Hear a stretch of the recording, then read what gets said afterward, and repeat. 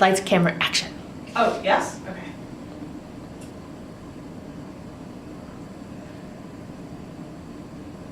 This is a working title presentation. So the first thing I'd like to discuss is, what is circumcision? Circumcision is the surgical removal of the foreskin from the glands on a human penis. Typically, this is done by incising the foreskin, removing the adhesions between the foreskin and the glands, and finally cutting off the foreskin.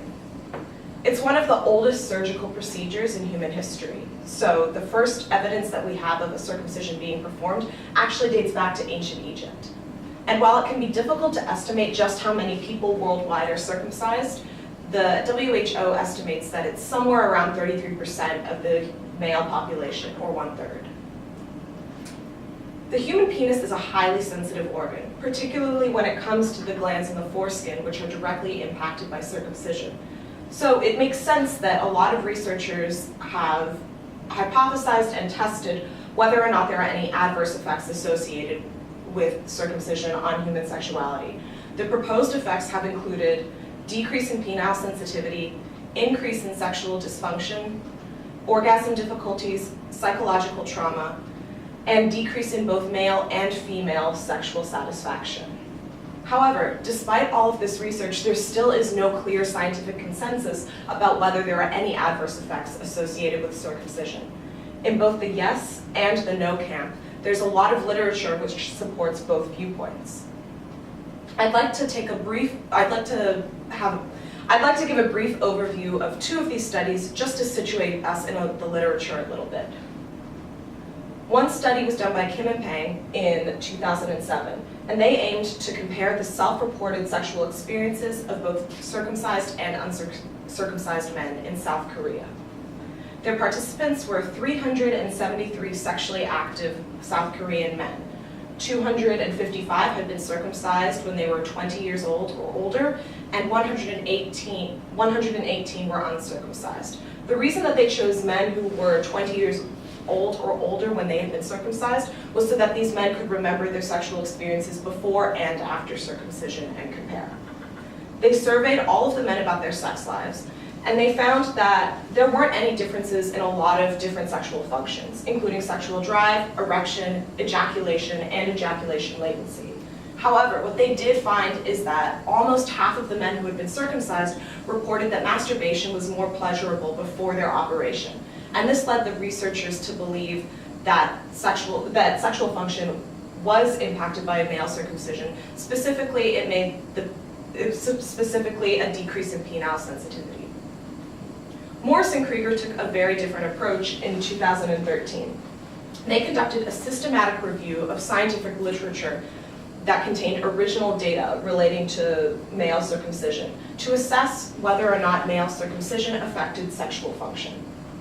They ended up looking at 36 studies, and what they did is they coded both the results and the quality and the credibility of each study and cross-referenced them. What they found is that the highest quality studies concluded that circumcision did not have an effect on sexual function, which led the researchers to believe the same. And this brings me to the study that I want to talk about most today, titled Adult Male Circumcision, Effects on Sexual Function and Sexual Satisfaction in Kisumu, Kenya. This study is remarkable in terms of its sample size and its methodology, as you're about to see.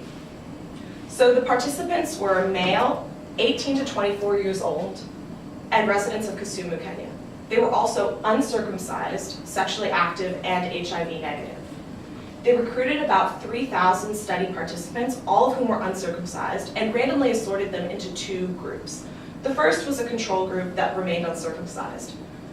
And the other group, which was 1,391 men, they circumcised. And then over the next 2 years, conducted interviews with all of the men at the 1, 3, 6, 12, 18, and 24-month mark, and asked them questions about their sex life, sexual dysfunction, penile sensitivity, orgasm, sexual pleasure, sexual partners, frequency of sex, a lot of things. One of the things they wanted to do was assess sexual function by circumcision status and compare the two groups. What they found is that at the 24-month mark, there was no discernible difference between the two groups when it came to inability to ejaculate, premature ejaculation, pain during intercourse, erection difficulties, or sexual dysfunction overall, which includes those 4 categories.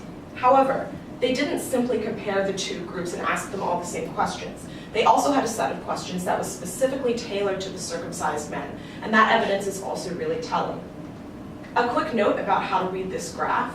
The gray represents I don't know or I have no opinion. The 2 green bars represent a moderate or large decrease in sexual satisfaction. The dark blue bar represents no change, and the 2 light blue bars represent a large or moderate increase in sexual satisfaction. So effectively, the more blue that's on the graph, the more beneficial circumcision was to the men. What we can see is that penile sensitivity, orgasm ease, and ease using a condom all became much easier for the men who had been circumcised, and that relatively few men in the group reported that their penises became less sensitive, their orgasms became harder, or using a condom became more difficult after circumcision. These men were also asked the question, how protected do you feel against sexual disease? And as you can see, an overwhelming majority of them reported that they felt more protected from sexual disease after circumcision. This is actually about to become really important, so keep it in mind while we're discussing the conclusions. The researchers concluded that adult male circumcision was not associated with sexual dysfunction. However, circumcised men could be expected to report actual benefits associated with sexual pleasure post-operation. And this is really interesting because they went into the study trying to assess whether there were adverse effects associated with circumcision, and they actually found that there were some benefits. So how do we explain that? And that, I think, goes back to this question of how protected do you feel against sexual disease? And to assess that, we need to look at HIV in Kenya. In Kenya, 1.6 million Kenyans are infected with HIV, which is just over 5% of the population. It also makes Kenya the country with the 12th highest rate of infection in the world right now. However, only 64% of HIV-positive Kenyans are receiving ART. That's due to issues of access and cost and lots of other stuff. But as a result, circumcision has become an increasingly popular prevention method in both Kenya and other African and Asian countries. And it's recommended by both the World Health Organization, CDC, and UNAIDS. It's a little bit tangential, but I do want to note that although there is research that supports circumcision as an HIV prevention method, there's also research that disputes this. So this isn't a complete conclusion yet. Either way, it's being recommended. And so we need to consider what is at stake here. So there's research in other countries like the Kim and Pang study that shows that sexual function and sexual pleasure really is impacted by circumcision. But as you can imagine from the statistics I just presented about HIV, it would be really different for a study that found any adverse effects concerning circumcision to be published in Kenya. Therefore, for future directions, I think that it would be really good to have some sort of meta-analysis of already published studies about circumcision with a focus on regional attitudes, cultural norms, and stakes. Because I think when it comes to an issue as loaded as circumcision, you can't separate culture and the environment that people come from. I also think that there should be a focus on replication of results. So the study that I just presented about Kenya, if you did it in Denmark, Iran, the US, where circumcision is treated very differently, would you get the same results? If so, why? And if not, why not? And finally, in reading a lot of the scientific review, I found that there was room for incorporating a larger evolutionary perspective, which is actually incredibly relevant when it comes to circumcision. From an evolutionary perspective, almost all mammals have a foreskin or sheath, it's often called in animals. And for a lot of animals, the sheath has a really clear purpose. So for koalas, their sheaths contain fertilization bacteria, which helps during reproduction. And for rodents, the length of their sheath is related to urine marking behavior. And so this raises 2 essential and opposing questions. If the male's foreskin has some sort of sexual advantage associated with it, then is the human male foreskin an example of natural selection, in which case we probably shouldn't be circumcising anyone.